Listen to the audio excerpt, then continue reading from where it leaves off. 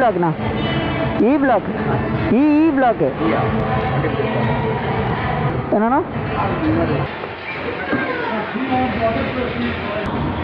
1206 புரியல எத்தனை 12 இதெல்லாம் பார்க்கும்போது தான் நமக்கு என்ன வாழ்க்கைன்னு என்ன வாழ்க்கை நமக்கு மட்டும் அந்த கடவுளை ஏன் இப்படி படைச்சாருன்னு தோணுது.